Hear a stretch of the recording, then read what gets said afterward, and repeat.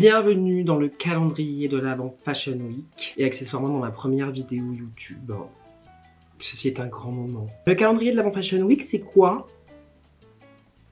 C'est un calendrier que j'ai démarré sur Instagram et qui consiste à passer en revue les marques une par une avant que la Fashion Week arrive. Donc là, la prochaine Fashion Week, elle commence le 26 février.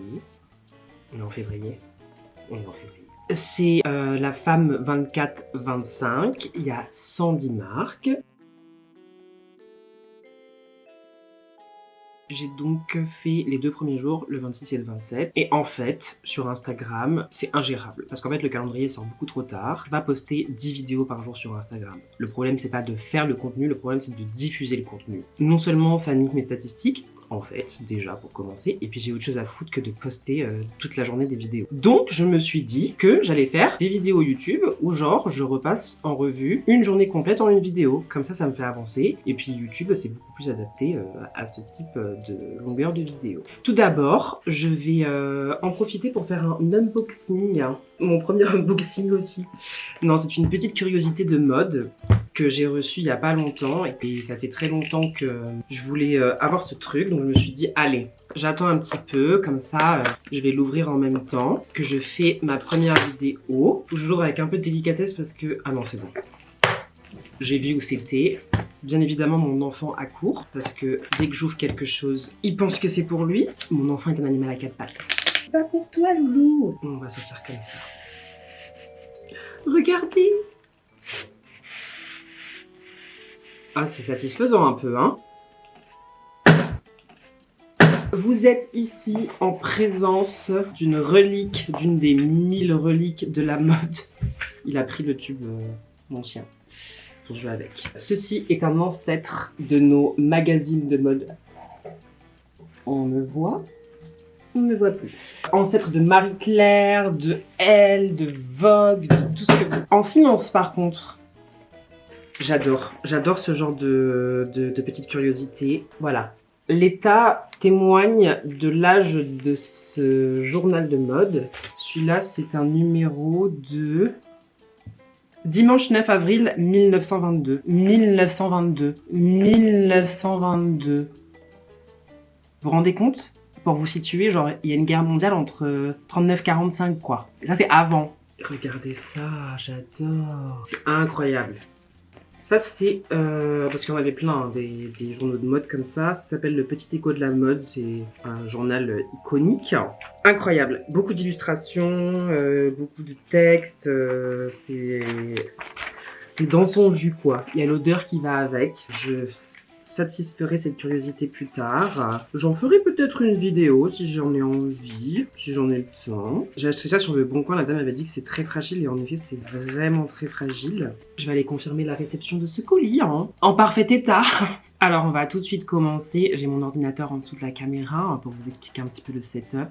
3e jour du calendrier de l'Avent Fashion Week, mercredi 28 février, il y a 13 marques. On commence par Benjamin. Ben Moyal, je sais pas. J'ai pour habitude de me rendre sur le site de la Fédération de la haute couture et de la mode pour voir les descriptions qu'ils proposent des marques qui sont en général très pauvres. Je préfère vous le dire d'avance. Là, par exemple, on nous dit que c'est une marque créée en 2020. D'accord. Qui combine développement durable, artisanat et innovation textile. D'accord.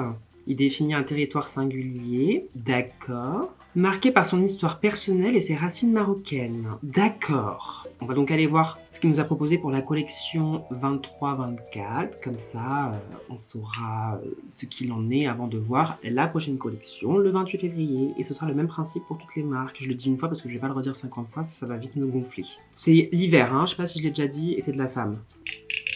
Je n'ai plus besoin de cet outil. Alors...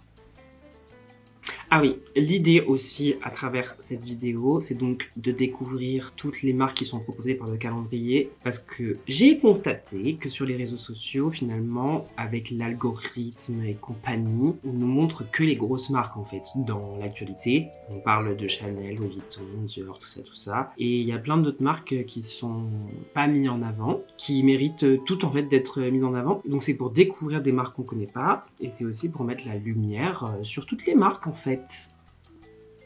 Et bien évidemment, l'objectif est d'être objectif. De ne pas être méchant, c'est quelque chose de bienveillant. L'idée principale, c'est de déterminer si la marque est cohérente entre ses intentions, son identité et ce qu'elle propose en termes de vêtements. Et en éloignant mes goûts personnels, car ça n'a pas grand intérêt de dire j'aime ou j'aime pas en fait. Pour cette collection, donc déjà dans le About de son site internet, il en dit beaucoup plus. C'est un ancien militaire qui a voulu retrouver la naïveté perdue lors de ses expériences professionnelles, ce que j'entends à 100%. Il a développé un tissu à partir de cassettes audio VHS, j'adore. Et il s'inspire de ses origines marocaines et privilégie les volumes et les drapés des tenues traditionnelles. Voyons. Bon, j'ai pas trouvé d'inspiration particulière pour cette collection, donc on va juste regarder et réagir avec ce qu'on a. Alors, beaucoup de pieds de poule pour commencer, de motifs. Il y a beaucoup de motifs, hein, c'est beau. Les coupes sont très sport, donc on retrouve l'idée du vêtement militaire. Alors, je connais pas les motifs propres à la culture marocaine, mais je suppose que ça doit être ce dont il parle. Ah, c'est très beau ces vestes de costume là avec les franges au bout et qui rencontrent le pantalon comme ça. Je connais pas non plus les vêtements traditionnels, donc je vais pas m'engager là-dedans, hein, pas juger la cohérence de ça alors que je connais pas. Mais en tout cas, on s'y retrouve assez au niveau de cet aspect un peu militaire parce que les coupes des vêtements, on y est complètement, hein, les grands cols, la forme du bomber, ce qui revient. Enfin, il me semble que les vêtements traditionnels marocains, dans mes souvenirs, sont des choses qui sont très couvrantes, très longue et très fluide, et du coup c'est ce qu'on retrouve. Ça fonctionne assez bien et c'est assez cohérent avec les intentions, hein. On adore. Suivant, Courrèges à 10h30, iconique Courrèges, hein. Créé en 61. Alors la Fédé nous dit que la maison Courrèges révolutionne l'univers de la couture et du design, prétentieux. Mouvement pureté, couleur, lumière. Motus, éminemment optimiste. Alors pour cette collection je ne pense pas parce que j'ai déjà vu la collection et elle n'est pas si optimiste que ça. Et c'est donc Nicolas Di Felici, on ne sait pas, qui est la direction artistique. Alors pour cette collection, le designer propose une réflexion à propos du temps qu'on passe sur notre téléphone, à propos de la technologie, de l'intelligence artificielle, tout ça. Donc les mannequins défilent avec des téléphones la tête vers le bas. Pour moi cette collection elle est totalement réussie parce que les formes des vêtements sont pensées avec le propos. Par exemple sur ce manteau, on va dire que de base un vêtement n'est pas spécialement pensé pour qu'on passe notre temps sur notre téléphone. Dans le sens où, par exemple, les manches, du coup, elles vont se plier si on est sur notre téléphone et c'est pas quelque chose de très gracieux. Et là, du coup, sur ce manteau, il y a des trous dans le manteau qui permettent de passer les mains à l'extérieur pour pouvoir regarder son téléphone sans abîmer l'esthétique et le design du manteau. Donc ça, c'est plus que pertinent. On adore. La forme est pensée pour le propos. Et c'est un principe qu'on retrouve sur plusieurs manteaux. On a aussi cette espèce de miroir qui revient très souvent en pendentif, qui est assez intéressant. Là, c'est un peu plus philosophique sur l'idée qu'il y a quelque chose qu'on voit plus. Et pendant le défilé, il y a une voix un peu robotique, un peu intelligence artificielle, qui n'arrête pas de répéter « Est-ce que le ciel est bleu ?» Sous-entendu, on ne regarde plus du tout autre chose que notre téléphone. Et ce miroir, il viendrait un petit peu réfléchir l'environnement qu'on ne regarde plus. Globalement, il y a certaines formes qui sont pas spécialement travaillées par rapport au thème. Hein. Franchement, tout n'est pas si lié que ça au thème. Mais je trouve que globalement, ça marche assez bien. Après, peut-être qu'on aurait moins cet effet, disons, spectaculaire et de propos mis en avant si on n'avait pas les mannequins qui défilaient avec le téléphone sous les yeux. Peut-être que ça, il joue beaucoup. Parce qu'en réalité, en regardant les autres vêtements, c'est vrai que c'est pas non plus hyper cohérent, quoi. Disons que moi je retiens ces espèces de trous un peu mal placés sur les manteaux et les vestes et ce miroir, mais c'est vrai que sur les autres formes c'est pas ouf. Pas dans le sens c'est pas beau, hein, attention, dans le sens c'est gratuit quoi, il y a pas de lien avec le propos. Il y a aussi la découpe des emmanchures, des hauts qui est assez intéressante et qui pousse un petit peu la silhouette à être recourbée sur elle-même comme ça et qui donne cette idée que bah on est tout le temps sur notre téléphone et recroquevillé. Ça fonctionne, courage hein, quand même. On va dire que ça fonctionne. Suivant. Oh là là, ça bug, ça me casse. Rocha à 11h. Alors, c'est une marque que je connais de nom, mais j'ai rien qui me vient en tête. Et je crois que c'est Boring. Bienveillant. Fondé en 1925, un fossile. Par Marcel Rocha. Des collections qui rappellent l'héritage de son fondateur, un luxe audacieux et couture. Une féminité empreinte de poésie et d'élégance. Ah, le directeur artistique, c'est Charles de Villemorin. Ok. Sur la Fédé, il n'y a pas la collection, donc c'est pratique ça aussi. Nous sommes sur un lieu de tournage, Pookie. Oui, je tape comme une secrétaire aigrie sur mon ordi. Ah, ça va me gonfler, ça va me gonfler, ça va me gonfler. Ça va me gonfler. Rocha, Paul Winter, 23. Je le savais. Non, je veux pas get the digital access. Non, non, non, non, non, non, non, non, non, non. Oh là là, c'est pénible. Voir le défilé. Voilà, ça par exemple, typiquement, c'est un truc qui m'agace parce que on dit que c'est un peu couture parce qu'il y a des belles formes et des formes volumineuses. La couture, ça veut pas dire ça en fait. Bon, c'est beau, c'est bien coupé, c'est joli, mais c'est d'un classicisme ennuyant. Bienveillant, c'est bien fait quoi. Suivant. Midi, bon appétit. The Row, marque créée en 2006 par les sœurs Olsen. Iconique les sœurs Olsen. Des tissus exceptionnels, des détails impeccables, réinventent des classiques, une volonté de traverser le temps. Ça en général, ça pue. Et ça, c'est le karma, voilà. J'allais dire un truc méchant et je m'étouffe. Mais je vais quand même le dire. Non, c'est pas méchant. Les marques, en général, qui disent qu'elles sont dans une volonté de faire quelque chose qui traverse le temps, c'est des marques qui, du coup, proposent des formes qui sont basiques et qui sont pas intéressantes. Bienveillant. Non, c'est pas qu'elles sont pas intéressantes. C'est que, pour moi, elles sont pas intéressantes vis-à-vis de la Fashion Week. Dans le sens où, bon, regardez des pulls, des jeans, des pantalons, des cardigans, des trench, sans aucune création dessus, c'est pas intéressant. Alors oui, pour le coup, c'est ce qu'on porte dans la vraie vie, hein. Moi c'est ce que je porte au quotidien, donc pas inutile. Mais juste, est-ce qu'on a vraiment envie de voir ça à la Fashion Week? Est-ce qu'on a vraiment envie de se déplacer, de prendre un Uber, d'arriver au défilé, de regarder ça?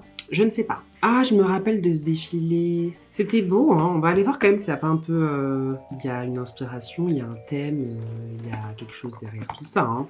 Je m'emballe, mais je vais quand même aller vérifier. De toute façon, moi, je n'ai pas confiance à la Fédération de la haute couture et de la mode parce que vraiment, j'avais beaucoup d'attentes envers eux et je suis déçue. En fait, les informations qu'ils donnent, elles sont nulles. Genre, ça sert à rien. Bon, j'ai pas trouvé d'inspiration particulière. Si, elles ont voulu travailler sur le vêtement d'extérieur sur cette collection, mais bon, d'accord. C'est quand même très très beau. Il y a des choses qui servent à rien, dans le sens où, bah ouais, c'est des manteaux, quoi. Des manteaux avec des belles matières et ils sont bien coupés. Très bien. Mais c'est quand même, je trouve ça très joli parce que les coupes sont vraiment très très belles. Il y a quelque chose de vraiment enveloppant et de comfy, quoi. Et il y a un truc quand même assez conceptuel et assez architectural, je trouve. Par exemple, sur cette robe avec ce déporté comme ça sur la gauche, c'est assez joli. On peut quand même parler d'architecture, je trouve, pour cette marque. Pareil, c'est sympathique cette robe avec ces manches qui tombent comme ça, qui découvrent le haut du corps, qui reposent comme ça sur la poitrine, c'est très joli. Bon, le bonnet, oui. Ça, c'est très beau. Bon, je retire ce que j'ai dit sur The Row. C'est très très beau. Ce manteau avec cette écharpe qui traverse comme ça. Il y a un truc un peu Saint-Laurent dont j'ai parlé sur Instagram que je vous conseille d'aller voir, hein, pour faire la comparaison. Il y a un truc donc architectural et un peu gréco-romain de temps en temps avec beaucoup de plissés, beaucoup de choses qui recouvrent le corps. C'est quand même très très chic, hein, très grande dame. C'est marrant ce bonnet là, pourquoi ce choix? C'est très beau! Il y a un truc un peu conceptuel, un peu minimaliste, il y a des recherches de volume là, une espèce de nœud avec les manches comme ça sur la poitrine qui crée un truc un peu chic, mais aussi un peu, bah j'ai juste mis mon manteau autour de la taille quoi. Décontracté, chic, ça c'est très très beau. Il y a un truc, oui, un peu traversé du désert de temps en temps. Mais ça c'est pareil, c'est très très beau ça. C'est magnifique. Mais alors par contre, il va falloir apprendre à parler de votre marque les filles là. Je vais aller voir sur leur site ce qu'elles disent d'elles-mêmes parce que...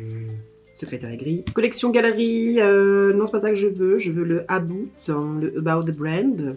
Ben non, en fait elles disent la même chose que sur le site de la fédération. Ça c'est affligeant. Faudrait un peu densifier cette présentation de marque parce que la marque vaut bien plus que ces pauvres... ligne là sans saveur. Je veux pas dire si c'est cohérent ou pas, mais bien évidemment quand il n'y a pas de thème et que je peux pas juger de la cohérence, je mets mes goûts en avant. C'est malheureusement un truc instinctif parce qu'au final il n'y a que ça à dire en fait. J'essaie quand même de mettre des choses un petit peu objectives dans tout ça, de retrouver des références et tout. J'aimerais vraiment être habillée comme ça. Pour le coup, si, on va dire que c'est cohérent parce que comme c'est des formes, des couleurs qui ne sont pas très singulières, bien évidemment qu'elles traversent le temps. Dans le sens où ces manteaux, ces robes, ces pantalons pourront être portés dans 10 ans et ne paraîtront pas démodés parce qu'ils n'appartiennent à aucune tendance. Ce sont des basiques de temps en temps où il y a des formes qui sont quand même beaucoup plus travaillées, beaucoup plus expérimentales. J'adore. Suivant. J'ai l'impression d'être à un guichet et vous me verrez avec mon ordi là comme ça, c'est hilarant. On est à la cap, hein. Undercover à 13h30. Lancé en 90, le fossile célèbre sur la scène underground de Tokyo, fusion unique de sous-cultures, de la mode de rue, de l'art et de la musique. La direction artistique est assurée par Jun Takahashi. Ah non, j'étais en train de me dire j'ai déjà fait cette marque, mais non, en fait c'est parce que j'ai fait le calendrier de l'Avent pour la mode masculine il y a quelques temps, et il y avait aussi cette marque. J'ai froid, faut que je frissonne.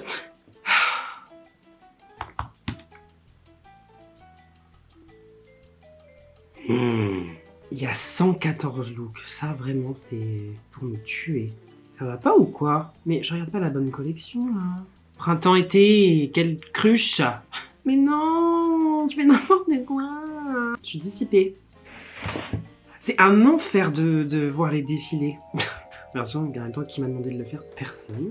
Bon, alors c'est une collection qui rappelle la jeunesse mouvementée du designer. Et ça parle donc de sa fascination pour la musique. Il a mis des groupes de musique en avant que je ne connais pas et dont j'ai la flemme de dire les noms parce que ça n'avancera à rien. Du tailoring, ok, costume, cravate, un peu punk hein, dans le délire par rapport aux couleurs et aussi par rapport à la coupe très ajustée, très près du corps. Ce motif en damier qui revient très souvent, dont je ne sais pas l'origine, en termes d'inspiration bien évidemment.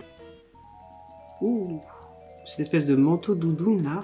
Ah, c'est pas mal ce trench avec les choses écrites à la main comme ça, cette écriture un peu innocente d'enfance, assez cohérent. Ce truc quand même vraiment très punk, très métal, très...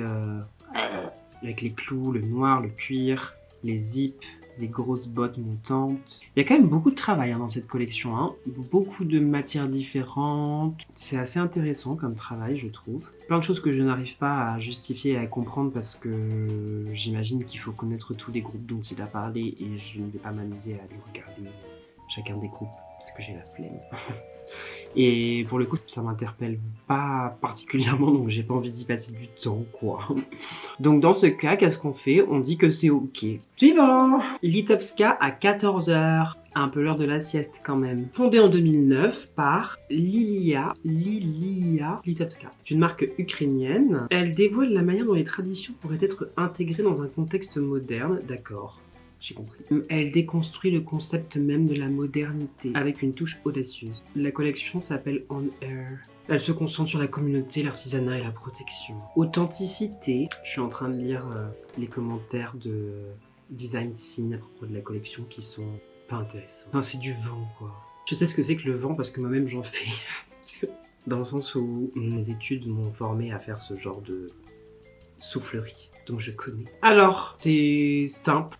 On s'ennuie. Bienveillant, vraiment. À part ce truc là, je n'aurais pas ce vêtement. Sympa le petit manteau comme ça avec la découpe, j'arrive pas à voir ce qui a été ajouté devant. Mais c'est tout, voilà, pas y passer plus de temps. Suivant, focus. Nano, Dries Van Noten à 15h. C'est créé en 86, un fossile. La direction artistique est assurée par Dries Van Noten en lui-même. Ou en elle-même, peu importe. Y a rien à propos de la collection, ni à propos de l'identité de la marque. Je suis saoulée là.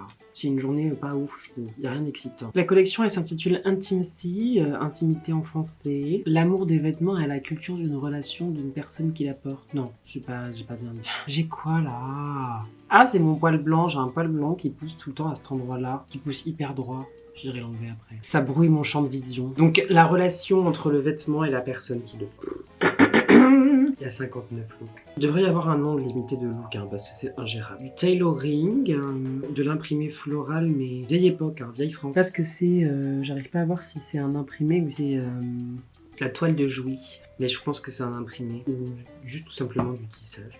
Possible aussi. Mais un peu tapisserie, mais c'est assez joli. Je trouve que le contraste est assez intéressant entre la rigueur du haut, donc cette chemise avec la rayure blanche et bleu marine qui est très stricte, très travail, avec ce truc un peu vieux assez intéressant. Notamment la manière dont c'est terminé à la taille, c'est assez brut, c'est assez sympathique. Suivant!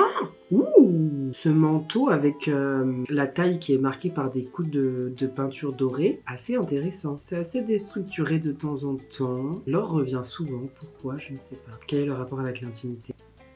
Je trouve ça très intéressant, cette espèce de confrontation entre modernité et vieille France. J'adore dire vieille France. Mais cette histoire d'intimité, je comprends pas. Mis à part le fait que les mannequins marchent avec la main très souvent comme ça qui tient le vêtement fermé et pour du coup cacher ce corps qui est intime et qu'on n'a pas envie de montrer. Par ça, je vois pas trop le délire quoi. Mais je trouve que le traitement des imprimés floraux est très intéressant. Et pourtant, j'ai horreur de ça. Mais je sais pas, c'est pas hyper cohérent non avec les intentions. Suivant. Bon, là je suis aigrie, j'avais plus de batterie à charger, en attendant je suis allée manger, j'ai fait ma vie quoi, et du coup là je suis fatiguée, il est minuit et j'ai pas envie de faire ça. J'ai pas envie de regarder des trucs de la Fashion Week. En même temps je me plains mais personne m'a demandé de le faire, à part moi-même. On hydrate ses lèvres, avec typologie. Pas ouf comme méthode d'application au passage. Genre faut mettre la crème sur son doigt et après foutre son doigt sur ses lèvres. Mais bon, ça hydrate quand même très très bien. Silence. En plus, j'ai mal au dos et tout. À force d'être comme ça, là, j'ai mal au bras. Kim et Kim. Bon, ça va, j'adore cette marque. Donc, 15h30. Presse Van Noten, ça dégage. Ça aussi, ça dégage. Fondée en 2016, je pensais pas du tout que c'était si vieux que ça. Créé et dirigé artistiquement par Kim Int, Kim et Kim, imprégné de l'héritage de la famille royale coréenne. Eh ben, réinvention des pièces résolument modernes, mise en valeur de l'artisanat et du travail de tailleur. La marque marie des silhouettes minimalistes, des détails grandioses, pour créer des collections couture raffinées. Mais c'est pas de la haute couture, attention. J'adore Kim et Kim, c'est très très beau, c'est très recherché, les formes sont très très belles. C'est drôle aussi, moi j'aime bien les marques qui sont drôles. Parce que la mode c'est un truc léger, genre faut qu'on s'amuse un peu quand même. Il y a beaucoup de marques qui s'amusent pas. La collection s'intitule Link Up, qui veut donc dire relier. Oh là là! Alors beaucoup de perles et de cordes dans cette collection sont censées représenter un fardeau et des limites. Et les filets disparaissent. Les limites disparaissent. En vérité, il y a un peu cette idée de rideau de fer, de barreaux, de prison. Et de fait, lorsque il y en a plus, il y a une sorte de libération de la personnalité, de l'apparence, etc., etc. Je suis un peu déçu sur cette collection-là. Alors oui, on retrouve, il y a du filet, il y a de la corde et c'est très très joli. Surtout ce premier look où la femme est entièrement nue dessous ce rideau de perles, comme ça, c'est très très beau et c'est très cohérent avec l'intention. Surtout le fait que la mannequin soit nue, ça porte vraiment ce propos de libération de l'apparence. Ensuite, sur les looks qui suivent, on est sur des choses quand même assez très classiques. Il y a ce filet, il y a cet effet filet de pêche qu'on retrouve qui est assez intéressant à la fois en sac à main, en accessoire et aussi là en robe qui est très très jolie. On le retrouve également au top. De temps en temps des découpes qui sont assez intéressantes, notamment sur cette jupe avec ce dégagement comme ça sur la hanche, les cols très pointus comme ça, typiques de la maison. Mais après, bon, des vestes, des jupes, des trenches, des manteaux... Rien de plus classique. Là, cette veste de tailleur avec cette grande cape derrière, assez jolie aussi, assez intéressant. En fait, c'est le col qui se prolonge comme ça jusqu'à derrière, c'est assez beau. Deux dernières robes, très intéressantes aussi avec ces perles qui créent une fronce sur le haut et qui donnent un petit peu cet effet de lever de rideau qui parle bien de ce dévoilement d'identité. Voilà. Bon, globalement, pas ouf, mais quand même de manière assez ponctuelle, c'est assez intéressant, je trouve. Suivant! Cécilie Bansen, à 16h. J'espère qu'il y aura le goûter. Marque créée en 2015, intersection entre la couture et le prêt-à-porter pour créer des vêtements de luxe au style décontracté et intemporel. Tradition de la mode française, de la culture, du design scandinave, des volumes architecturaux, des silhouettes sculpturales. La collection s'intitule Untitled, donc sans titre, entre parenthèses, Pink, White, Red, Red. Rose, blanc, rouge, rouge. Après, il y a du jaune et du bleu dans la collection, je comprends pas. Hein. Ah, il n'y a pas beaucoup de looks. Ça, c'est cool. Non, non, non.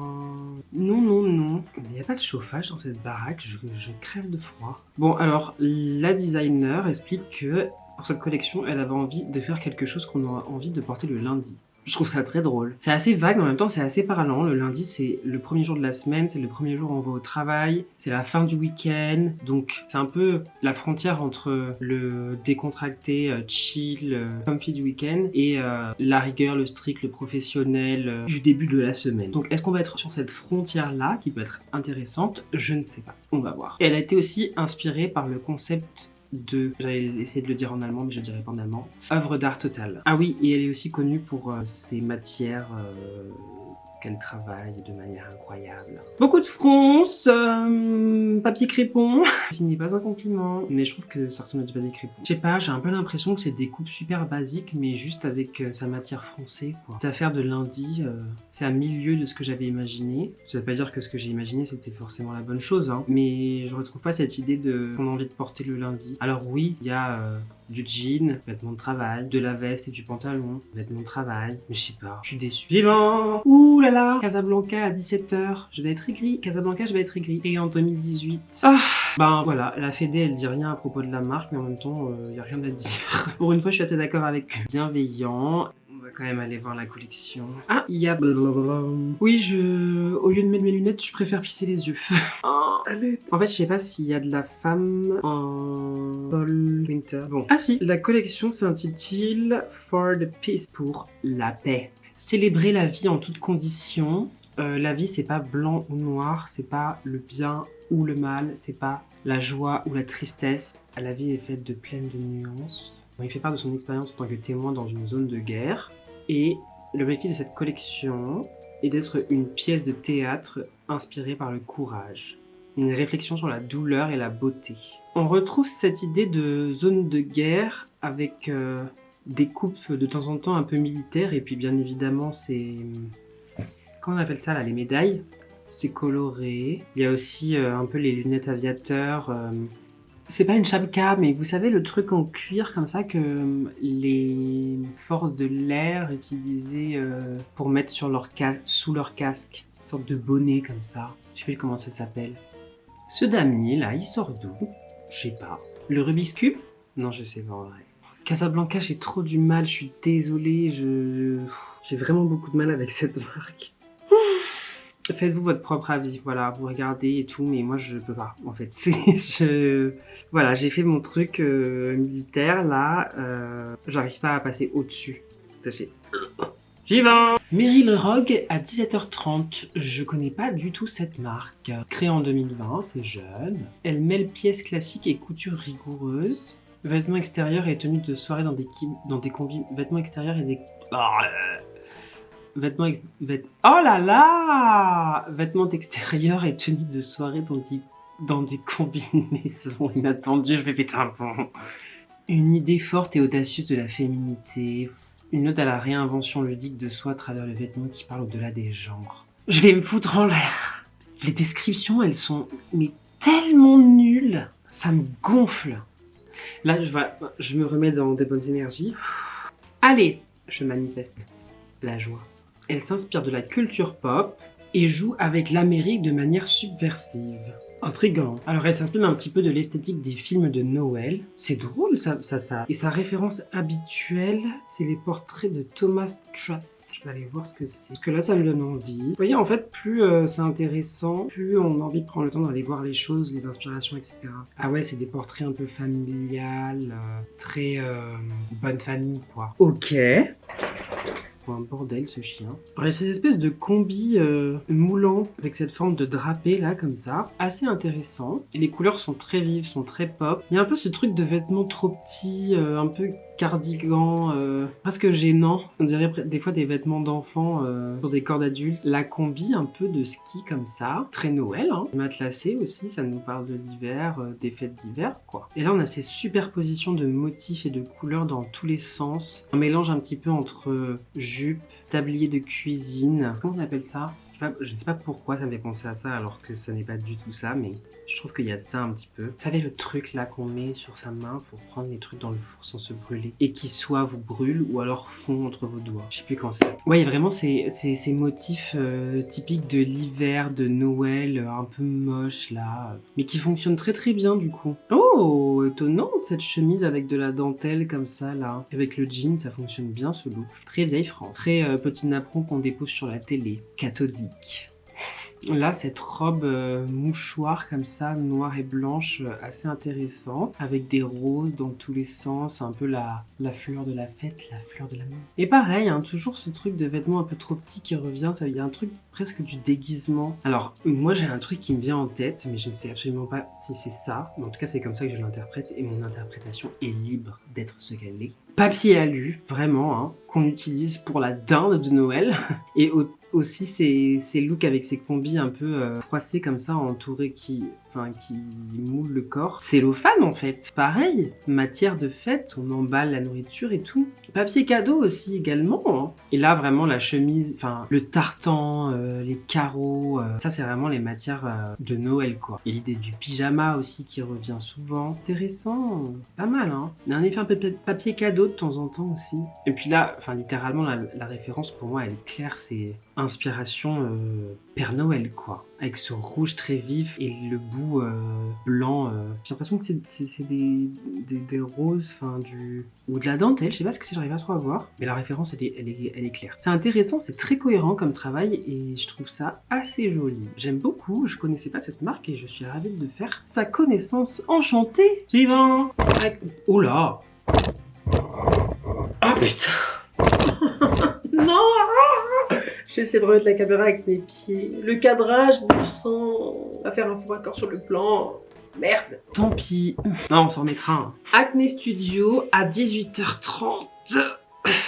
Iconique. Créé en 96. Un an avant ma naissance. Direction artistique par Johnny Johansson.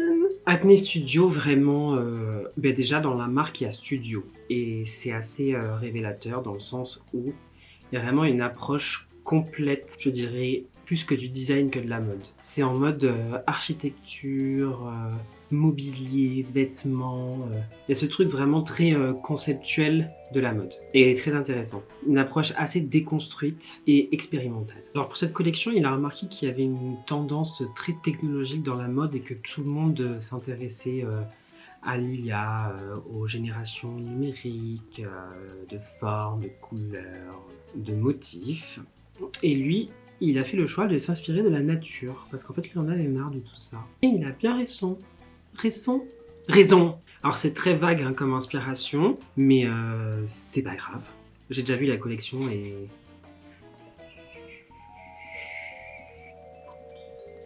Donc j'ai déjà vu la collection et pour moi c'est tout à fait cohérent. Des robes, effets déchirés, effets aléatoires parce que l'aléatoire c'est le propre de la nature. Hein. La nature ne sait pas faire des choses symétriques et identiques. Donc là, des robes qui donnent l'impression d'être faites de vieilles feuilles ramassées par terre, des matières très décrépies, usées, qu'on dirait qu'on a laissées dans la boue ou trouvées par terre. Beaucoup de lassage et de tressage qui donnent l'idée que c'est des vêtements qui ont été faits sur le vif, dans la nature avec peu de moyens. Des couleurs très naturelles, du vert, du marron, du sable, du riz, du gris, du riz. Je trouve qu'il y a ce truc un peu Adam et Ève de temps en temps. Et beaucoup d'enveloppement aussi, dans le sens où dans la nature, à l'état brut, il n'y a pas de machine à coudre et de ciseaux pour découper des formes bien droites et parfaites. Donc on enroule le corps de manière très instinctive. Donc beaucoup de plissé, beaucoup de froissage aussi. Des matières délavées, bien évidemment. C'est très très beau, moi j'aime beaucoup. Et au-delà de ça, je trouve que c'est assez cohérent. Hein. Je mets au défi qui que ce soit de me contredire. Horrible cette voix. À ne jamais refaire. Là, ce costume avec cet effet un peu cartonné, comme si le tissu était vraiment très très vieux. Vous savez, quand le tissu il est passé et qu'il est abîmé par le soleil, il prend un peu cet effet cartonné. Et en même temps, je trouve que ce qui ressort de tout ça, c'est une esthétique un peu cyberpunk. C'est assez étrange. Non, c'est pas étrange. Par exemple, j'ai pas vu Dune, mais je vois très bien les images qu'il y a dans Dune. Ou alors Blade Runner. Blade Runner à 100%. C'est tout à fait ça. Sympa, ce trompe-l'œil là, c'est de la peinture ou c'est un vêtement? C'est de la peinture. Pas mal. Ouais, Blade Runner, Avatar de temps en temps. C'est pas mal, hein? C'est pas mal, je me prends pour qui? C'est très bien. Mais non, je me prends pas pour qui, je me prends pour ce que je suis en fait. C'est tout à fait cohérent. Là, c'est look avec ces trous dans lesquels des fleurs auraient poussé comme ça, avec des lianes. Ça fonctionne très très bien. Là, on dirait presque une tenue faite d'algues. Vous savez, le goémon. Si vous voyez pas de quoi je parle, allez faire un tour en Bretagne. Vous baignez, vous ressortirez comme ça. C'est plus que validé. En même temps, c'est avec nos studios, quoi. Quoique, pour la dernière collection de l'homme, là, d'avant, c'était pas ouf. J'ai pas trouvé ça très pertinent. Mais là, c'est iconique. Suivant! Dernière marque de la journée, et pas des moindres, à 20h, Balmain. Alors Balmain, moi je suis très partagée. J'aime une fois sur 4. Bon, Balmain, c'est vraiment très utile de faire une présentation de Balmain. On va quand même aller voir ce qu'en dit la Fédé, parce que c'est toujours intéressant. 45! C'est vieux, un fossile! Je savais pas. Direction artistique par Olivier Roustin, notre cher Olivier. Alors, je vais moi-même donner quelques mots clés pour cette marque. Je dirais nouveau riche, vulgaire mais chic, mauvais goût, kitsch, extravagance, manque de raffinement. Non, ça dépend, mais globalement, je trouve que ça très rentre dedans et tape à l'œil, quoi, Balmain. C'est vraiment en mode regardez, j'ai de l'argent. Je sais pas, ça manque de... Ça manque. Allez, on va aller voir ça. Oh, mon fils, tu me regardes, écoute ton père parler. On va bientôt aller au lit. C'est la dernière vidéo et on va au lit. Oui, c'est la dernière vidéo. C'est le dernier défilé de la journée. Ah, je me rappelle cette collection. Ah, il y a 53 euros. Et donc, justement, cette collection, c'est une collection que j'aime bien. C'est une collection qui, en fait, est tout le contraire des mots que je viens de citer. Et pourquoi cela? Eh bien parce que dans cette collection, Olivier a décidé de retourner aux sources et de revenir au travail de Pierre Balmain. Et c'est bien pour ça que cette collection, je l'aime bien. Là, on est sur mes goûts, hein, au diable l'objectivité, on ouvre la porte à la subjectivité. Dans cette collection, il a voulu se concentrer sur la qualité des vêtements et l'intemporalité, et ça se sent. Il explique que c'est un hommage à Paris. Alors c'est très très chic, c'est vraiment d'époque. Silhouette caractéristique de Pierre Balmain, très cintré à la taille et qui part en évasé comme ça. Dégagement des épaules. Là le travail est vraiment très intéressant, avec la veste de tailleur qui devient robe où le col comme ça est vraiment travaillé autour du corps. Les chapeaux aussi entrent parfaitement dans cette idée de réinterprétation des codes de la maison. Accentue bien la silhouette. Très intéressant cette espèce de drapé comme ça autour du buste. Très très chic. Bien évidemment du nœud en bouton, voilà le nœud I can't. Et là ça fonctionne. Mais moi ce qui me tue c'est que Balmain à chaque fois, enfin c'est fou comment dans plusieurs collections il se rapproche de certaines autres marques. Enfin moi je trouve ça gros comme le nez au milieu de la figure et j'ai l'impression que personne n'en parle. Genre ça pour moi c'est littéralement du Louis Vuitton en fait. Ne serait-ce que dans les carreaux de couleur marron comme ça. Les sacs à main. Non mais j'en viens même à zoomer pour vérifier que c'est pas du Louis Vuitton alors que c'est impossible que ce soit du Louis Vuitton mais tellement ça y ressemble, genre ça me tue. Enfin bon, vraiment vieille France quoi. Mais en même temps c'est ce qu'est Balmain. Ça par exemple c'est magnifique. On avait dit qu'on... Non si on a dit qu'on avait le droit à la subjectivité. Pour moi ça c'est magnifique mais c'est aussi pertinent parce que c'est typiquement de la silhouette de Pierre Balmain, donc de Balmain, hein, mais réinterprétée de nos jours, avec cette espèce de maille comme ça, XXL, effet un peu 3D, quand même super contemporain je trouve, mais ça reste du Pierre Balmain. Très très chic, hein, vraiment très grande dame. Pour moi ça c'est une des meilleures collections de Olivier Roustin, vis-à-vis de les codes de la maison Balmain. Iconique, beaucoup de noir, beaucoup de blanc, très cocktail, très grande dame, très fortunée, iconique. Voilà tout pour cette première journée, non pas du tout, n'importe quoi, pour cette troisième journée du calendrier de l'Avant Fashion Week. Pour les autres, j'en referai certainement sur YouTube pour faire des bons comme ça dans le calendrier et avancer un peu plus vite. Et pour le reste, ce sera sur Instagram en one by one. Et puis voilà quoi. J'allais dire, suivez-moi sur Instagram, mais je connais pas je me rappelle jamais de mon blad sur Instagram. Karim.alln. Mais de toute façon, je foutrai ça en barre de description, que sais-je. Je suis pas encore au fait du langage des youtubeurs. Et je vous souhaite une bonne chance pour cette Fashion Week.